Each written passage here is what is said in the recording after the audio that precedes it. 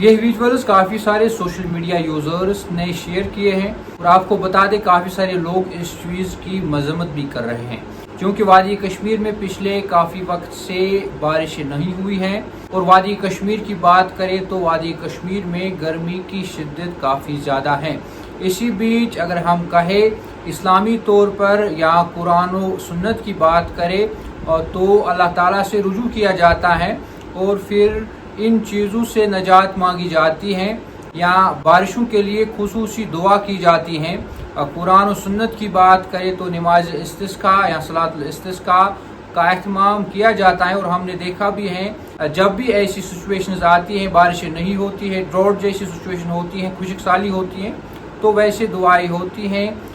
صلاۃ الاستسقاء ہوتا ہے۔ لیکن یہ اب ایک نئی چیز سامنے آئی ہے اور سوشل میڈیا یوزرز کا کہنا ہے کہ وادی کشمیر کے کسی حصے کی تصویریں ہیں جہاں پر ڈول باجے کے ساتھ اب دعا کی جا رہی ہے کہ بارشیں ہو جائے وادی کشمیر میں۔ اور آپ دیکھ سکتے ہیں کہ ان ویژولز میں، حالانکہ ہم یہ ویژولز آپ کو دکھانا نہیں چاہ رہے تھے، لیکن کافی سارے لوگوں کی ڈیمانڈ پر کافی سارے لوگوں نے کہا کہ یہ کیا ہو رہا ہے اور یہ غلط چیزیں، ان چیزوں کو پروموٹ نہ کیا جائے اور یہ جو لوگ اس چیز کو انجام دے رہے ہیں، اس چیز کو پرفارم کر رہے ہیں، ان کے لیے بھی اگر ہم اسلامی طور کی بات کریں، اسلامی طور پر بھی ان کے لیے کوئی سزا ہونی چاہیے، کیونکہ اگر ہم قرآن و سنت کی بات کریں تو اس میں واضح چیزیں ہیں اور ڈول باجے کے ساتھ دعا کرنا یہ کہیں پر بھی جائز نہیں ہے۔ اگر ہم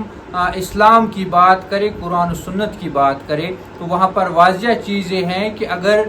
کوئی سچویشن ایسی ہوتی ہے تو اس سچویشن میں ہم کیا کر سکتے ہیں۔ لیکن اس چیز کی لوگ کافی مذمت کر رہے ہیں اور کہہ رہے ہیں کہ یہ لوگ کون ہیں، ڈول باجے کے ساتھ جو یہاں پر کہہ رہے ہیں کہ اب بارشیں ہونی چاہیے، اللہ تعالیٰ سے دعا مانگ رہے ہیں، لیکن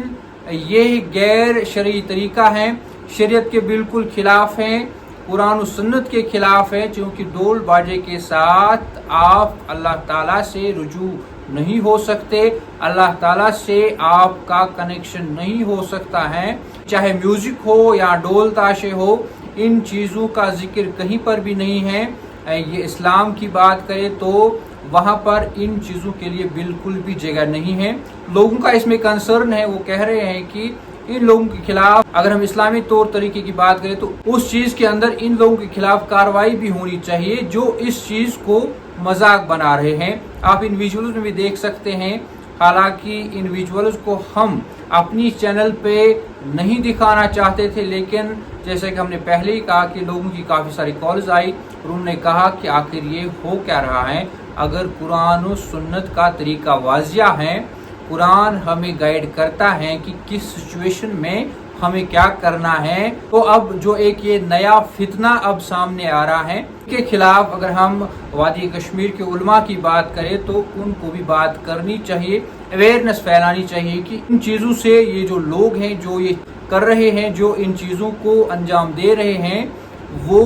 گناہوں کے اندر آتے ہیں، ان پر اور گناہ چڑھ جاتے ہیں ان سب غیر اسلامی غیر شرعی طریقہ اپنانے سے، اور یہ چیزیں واضح ہونی چاہیے۔